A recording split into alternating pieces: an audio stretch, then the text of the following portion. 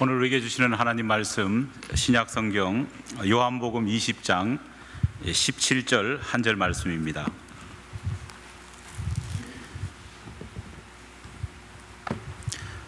요한복음 20장 17절 한 절 말씀, 제가 가진 성경책 신약성경 183면에 기록되어 있습니다. 요한복음 20장 17절 말씀, 하나님의 말씀 제가 봉독하여 올리겠습니다. 예수께서 이르시되 나를 붙들지 말라. 내가 아직 아버지께로 올라가지 아니하였노라. 너는 내 형제들에게 가서 이르되 내가 내 아버지 곧 너희 아버지, 내 하나님 곧 너희 하나님께로 올라간다 하라 하시니. 아멘.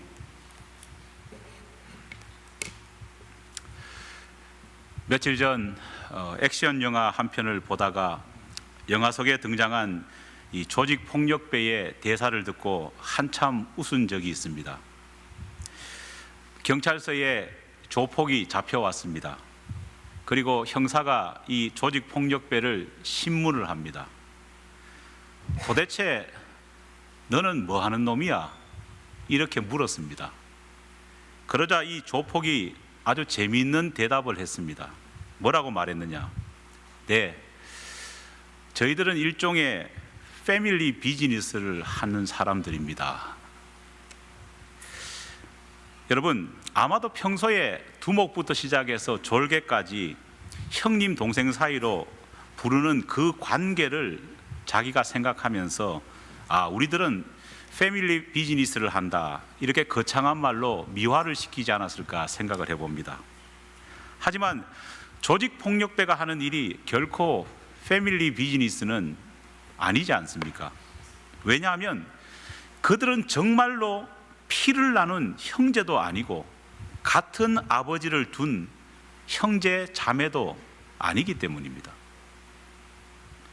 피를 나눈 혈족이라는 것은, 특히 같은 아버지를 가지고 있다는 것은요, 이 동양인들에게는 참 특별한 의미를 가지고 있습니다. 혈육은 인간이 만든 그 어떤 집단도 가질 수 없는 아주 특별한 요소를 만들어내기 때문입니다. 혈육이란 말은 원래 소수놈의 천것이라고 하는 곳에서 처음 사용되었다 말을 합니다. 원래 이 말은 단순히 피와 살을 의미하는 단어에 불과했습니다. 하지만 이 단어가 혈육지간 혹은 고육지친처럼 한 아버지 아래에서 같은 핏줄을 나눈 형제 자매라는 뜻으로 확대되었을 때, 혈육이란 이 말은 그 어떤 인간 집단도 만들어낼 수 없는 아주 강력한 킨십을 만들어냅니다. 동서의 만남이라는 책을 쓴 필머 노드룹이라고 하는 사람은요, 이 동양 사회의 혈족의식을 가르쳐서 세상에 존재하는 그 무엇도 끊을 수 없는 격정이다, 그렇게 표현했습니다. 2차 세계대전의 소용돌이 속에서 무려 47년간이나 한국과 중국과 일본이라고 하는 세 나라에 흩어졌던 자매들이 반세기가 지난 역사의 시간이 흐른 다음에 이제는 도저히 알아볼 수 없는 외모가 되었음에도 불구하고 그들이 47년 지나고 나서 만났을 때에도 단번에 알아보았다는 이야기를 우리가 들은 적이 있습니다. 어떻게 그렇게 47년 동안이나 각각 다른 나라에서 언어도 다른 사람에서 성장해 왔는데 그렇게 알아볼 수 있을까요? 그것을 설명하는 것은 단 한 가지 이유밖에 없습니다.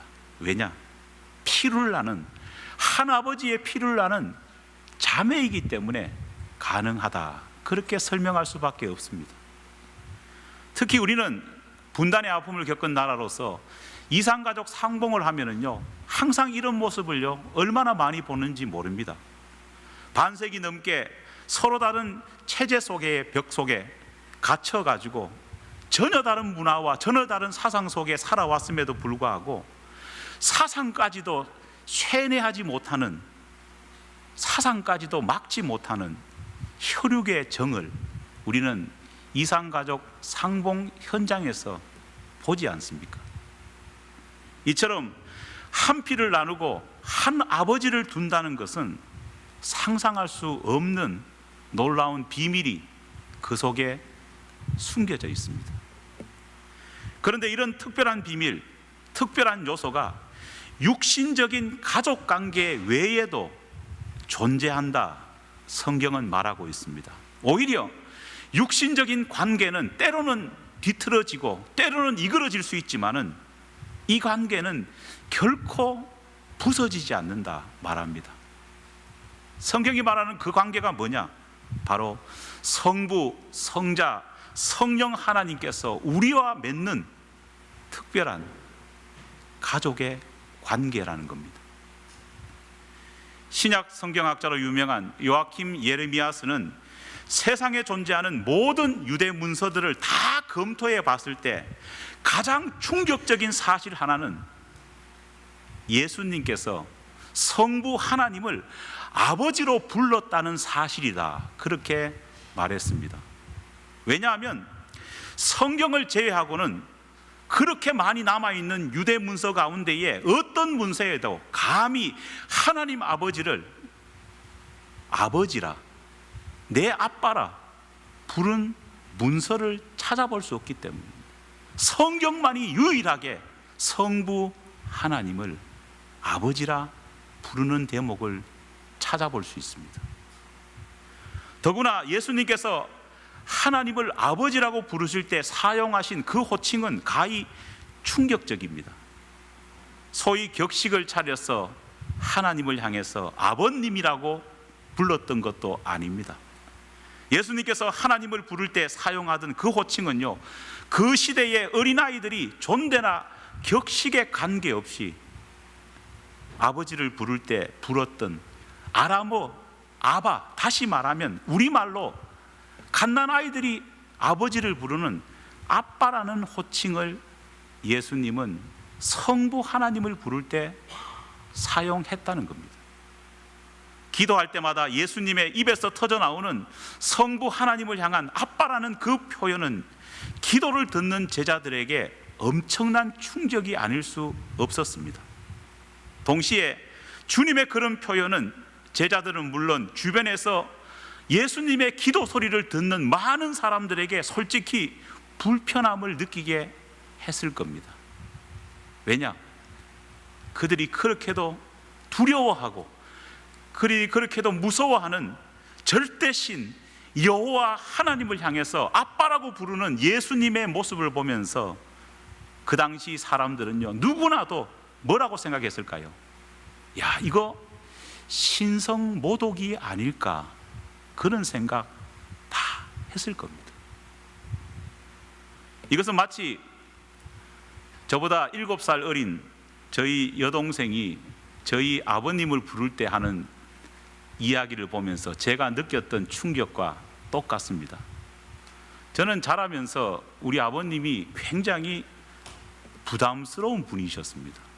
한 번도 저는 아빠라는 말을 우리 아버님한테 제대로 해본 적이 없습니다. 그런데 7살 어린 동생이 태어나니까요, 얘는 아버님이 무섭지 않은가 봅니다. 스스럼 없이 아빠라고 부르고 때로는 머리를 막 쓰다듬고 그리고 그 가슴팍에 안겨서 재롱까지 부립니다. 저는 중고등학교 시절 그런 동생을 보면은요, 불러가지고 나무랐습니다. 버릇없이 그러면 되느냐. 왜냐? 저는 크면서 상상할 수 없는 모습이기 때문입니다. 그러면서도 한 구석에는요, 야, 동생 보면서 참 신기하다. 아버님을 보면서요, 사람이 저럴 수가 있을까?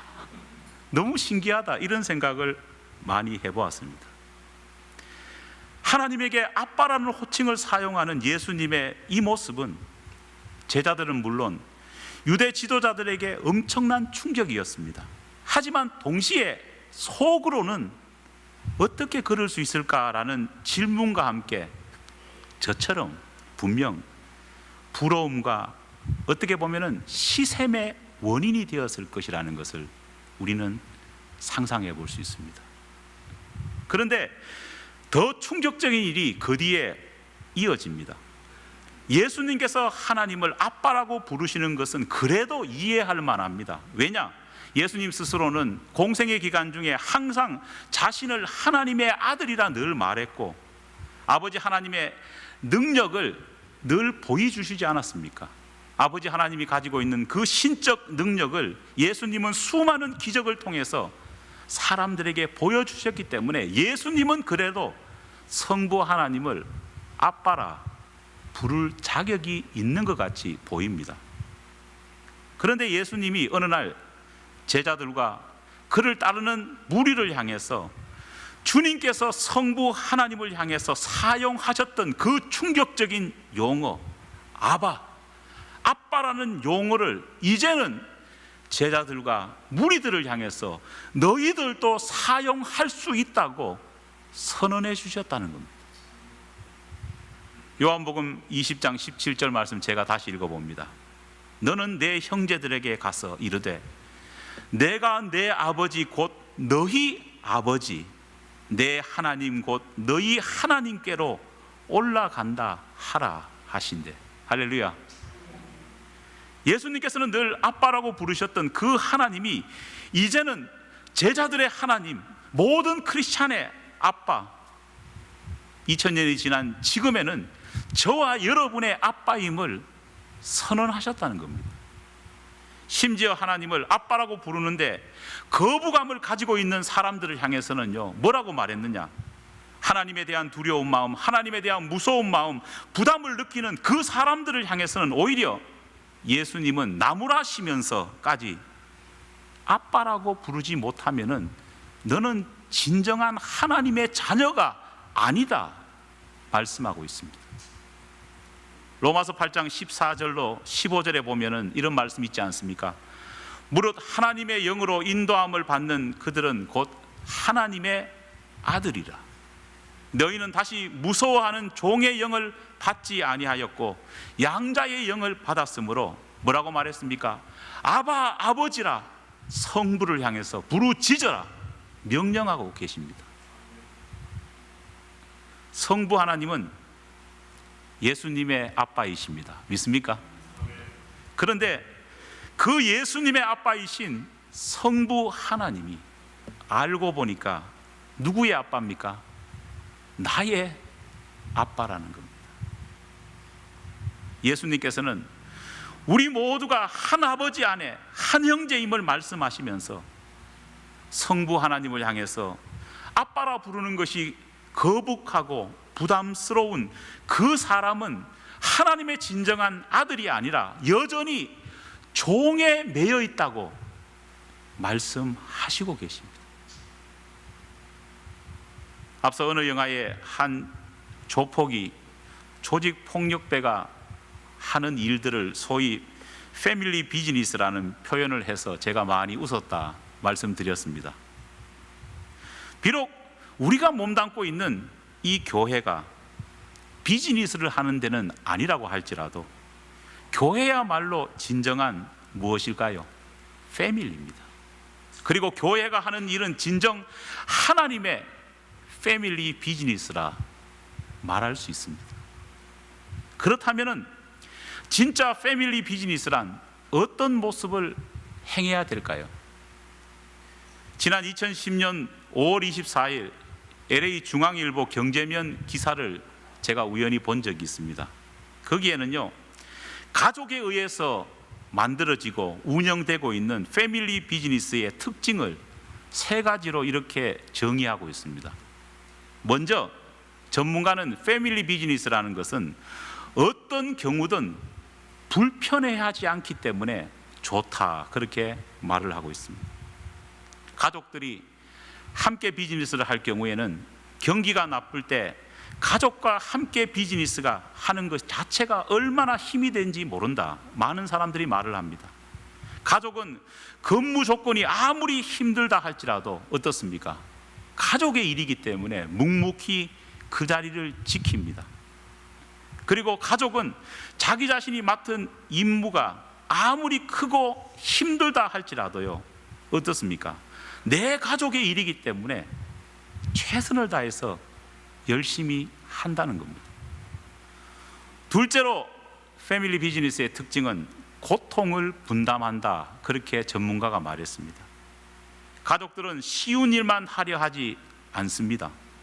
힘들고 고통스러운 어려움이 있으면요, 나누어집니다. 심지어는 내가 너무 힘들어서 피하고 싶은 그 일이 있다고 할지라도 패밀리 비즈니스를 하는 사람은 내가 이 일을 하지 않으면, 젊은 내가 이 일을 하지 않으면 형제나 연로하신 부모님에게 또 다른 부담이 되기 때문에 스스로 그 고통을 감당하고 짊어진다, 그렇게 말하고 있습니다. 마지막으로 패밀리 비즈니스가 좋은 것은 믿고 맡길 수 있기 때문이다 말합니다. 모든 비즈니스에는 직원에 대한 믿음이 중요하지 않습니까? 그렇잖아요. 일반 직원도 신뢰할 수 있습니다. 하지만 아무래도 가족이라면은 업주가 더욱더 무한한 신뢰를 보낼 수 있는 겁니다. 세상의 패밀리 비즈니스가 이런데 같은 하나님을 아빠로, 그 아빠를 모시고 있는 형제 자매라고 부르는 우리 교회의 구성원들은요, 어떻게 해야 될까요? 이런 세상적인 전문가가 말했던 패밀리 비즈니스보다 오히려 그것을 능가할 만한 모습을 우리가 보이고 가지고 있어야 하지 않겠습니까? 우리는 여름 행사를 앞두고 있습니다. 7월 1일, 2일, 3일 가족 수련회가 있고 8월 14일부터 한 주간 있을 또 니카라과와 단기 선교를 하고 있습니다. 이것은 하나님의 일입니다. 동시에 하나님의 자녀인 우리의 일입니다. 왜 그럴까요? 하나님 아버지가 우리의 누구기 때문에? 아빠기 때문입니다. 하나님 아버지가 우리의 아빠이기 때문에 하나님의 이 일은요, 반드시 어떻게 돼야 할까요? 성공해야 됩니다. 하나님 역시도 자녀가 함께하는 일이기 때문에 이 일이 반드시 어떻게 돼야 될까요? 하나님 보시기에 기쁨의 행사가 되어야 될 줄 믿습니다. 우리가 이 행사를 하는 이유가 뭘까요? 그것은 우리 공동체가 세상 모임과 다르게 예수의 피를 함께 나눈 한 가족임을, 정말 같은 하나님을 모시고 형제 자매라고 부르는 그 우리의 정과 사랑을 확인하기 위해서 가족 수련회를 계획하고 참여해서 우리가 함께 그것을 느끼는 겁니다. 정말 경상도 말로 찐한 가족애와 혈육애를 확인하는 장소가 바로 가족 수련회고 또 한 주간의 선교의 일정이 되어야 될 줄 믿습니다. 여러 가지 어려움이 있을 수도 있고 또 우리가 여러 가지 많은 한계도 있으리라 믿습니다. 하지만 예수님 안에 진짜 형제 자매라면은요, 우리는 능히 이 모든 것들을 극복하고 멋진 가족 수련회 또 멋진 선교를 이루어 나갈 수 있으리라 믿습니다. 많이 기도하시고 또 이번 가족 수련회를 또 꿈꾸며 그려봤으면 좋겠습니다. 저는 가족 수련회 한 주간 플랜을 짜면서 솔직히 이런 생각이 들어봤습니다. 짜면서 참 어려웠습니다. 왜냐? 예전보다 우리 청년들이 많이 한국을 가버렸기 때문에 이걸 어떻게 할까 고민했습니다. 하지만 또 동시에 너무 좋았습니다. 왜냐? 이제 본격적으로 교회의 중심이신 우리 어른분들이 가족 수련회의 중심이 또 될 수 있다고 믿었기 때문입니다. 이번 가족 수련회의 주제를 Be free with Holy Spirit, 고린도후서에서 나오는 주의 영이 계신 곳에서는 뭐가 있다고요? 자유함이 있다. 그 말처럼 성령 안에서 자유하라, 그렇게 정해봤습니다. 정말 비프리하기 위해서 예전에 가족 수련회 때 수많은 이 소위 말해서 임무를 또 마련하기 위해서 준비하던 그 과정을 이번에는 다 뺐습니다. 진정으로 우리가 함께 모여서 참여함을 통해서 하나님 아래 자유를 얻었으면 좋겠습니다. 기도하시고 소망하시고 또 열망하는 가운데에 하나님 아래서 진정한 가족애를 느끼는 우리 여름의 모든 시즌 또 행사가 되기를 간절히 축원합니다. 기도하겠습니다. 하나님 아버지 감사합니다. 참다운 가족의 혈육에는 세상에 있는 것이 아니라 하나님 아래서 새로운 믿음의 공동체를 이룬 우리 교회 가운데 있음을 기억할 수 있도록 도와주시옵소서. 감히 그 두려움의 대상이었던 하나님, 성부 하나님을 아빠로 부를 수 있도록 은혜를 주신 하나님, 우리 모두가 하나님을 아빠로 부를 수 있는 특권을 가진 자로서 늘 형제애로 자매애로 보듬어 줄 수 있는 우리 공동체가 되게 도와주시옵소서. 가족 수련회와 선교를 준비합니다. 진정한 가족입니다. 한 사람도 예외됨 없이 가족의 일에 최선을 다할 수 있도록 도와주시옵소서. 이것이 하나님의 일이기에 또한 우리의 일임을 기억할 수 있도록 도와주시옵소서. 우리 교회 가운데에 늘 가족애가 끊이지 않고 넘쳐날 수 있도록 도와주시옵소서. 믿사오며 예수님 이름으로 기도하옵나이다. 아멘.